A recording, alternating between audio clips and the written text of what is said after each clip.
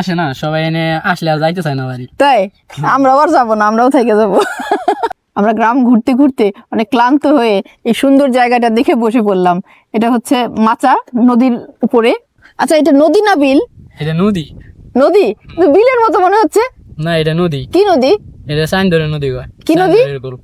সাইনধরের নদী বলে। চাইনধরের নদী? হ্যাঁ। আচ্ছা, ছোট্ট নদী না? না, নদী এমনি বড়ই, কিন্তু মেইন গালা থাইছে না, ওদের একটু চাপাই না, কিন্তু এই সাইড আবার বড়ই। ও আচ্ছা, বড় হয়েও তো এই অবস্থা। খুবই একদম, আমি তো ভাবছিলাম যে বিল। গ্রামের নাম রামচন্দ্রপুর। রামচন্দ্রপুর। আর এমনি রামচন্দ্রপুর আর দায়রাপাড়া মানুষ দোনোটাই চিনে। ও, রামচন্দ্রপুর, ধাইরাপাড়া। আর ইউনিয়ন? ইউনিয়ন জামিতে। জামিরটা, মানিকগঞ্জ। আচ্ছা, এই সুন্দর মাচাটা কে বানাইছে বলেন তো? এটা আমরা বানাইছি, আমার এই বড় ভাইরা আছে আর আমরা মিলে। আপনারা এই সবাই বড় ভাইরা, সব ছোট ভাইরা মিলে বানাইছেন? হ্যাঁ। আড্ডা কি বড় ভাই ছোট ভাই সব মিলেই দেন নাকি আলাদা আলাদা? না, সব মিলেই। সব মিলেই না? হ্যাঁ। এরকম নদীর পাড়ে এরকম গাছের ছায়ায় এত সুন্দর মাচা, আমার তো মনে হয় যে এখানে বসলে মানে সব খারাপ মনে ভালো হয়ে যাবে না?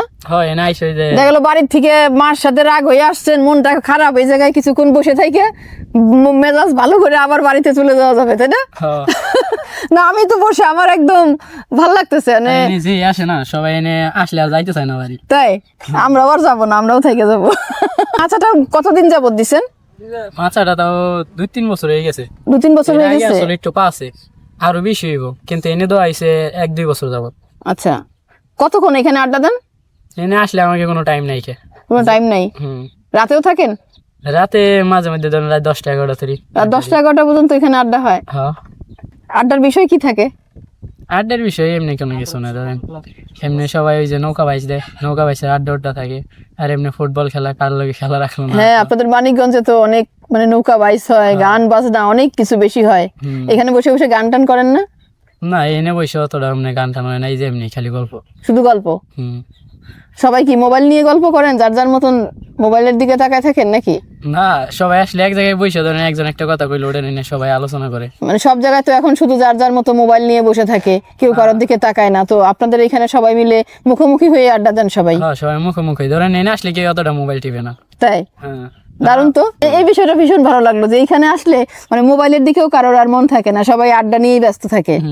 নাম কি আপনার? আমার নাম সালমান। সালমান? ওরে বাবা, একদম হিরো, হিরোর নামের সাথে নাম। আপনিও তো দেখতে একদম হিরোর মতন। না। না মানে কি? আচ্ছা, এখানে বয়স্করা আড্ডা দেয় না? বয়স্করা সবাই এক লগে বসে, সবাই একসাথে বসেই? এটা তো একটা খুব দারুণ ব্যাপার। ধরেন এনে কোনো আমরা বাজে বিষয় নিয়ে কোনো আলোচনা করি, যা আসে সব প্লে। এর জন্য ওই বাজে বিষয় নিয়ে আলোচনা করেন না বলেই মুরব্বীদের সাথেও আপনারা আড্ডা দিতে পারতেছেন, তাই না? এই যে আরেকজন মোবাইল নিয়ে বসে আছে, আপনার নাম কি? মোহাম্মদ হাবিবুর হাসান। হাবিবুল হাসান। আচ্ছা সালমান, আপনি তো একটু আগে বললেন যে এখানে কেউ মোবাইল নিয়ে বসে না, কিন্তু উনি তো মোবাইল নিয়ে বসে আছে। মোবাইল নিয়ে বসে আছে, ধরেন মানুষ নাই।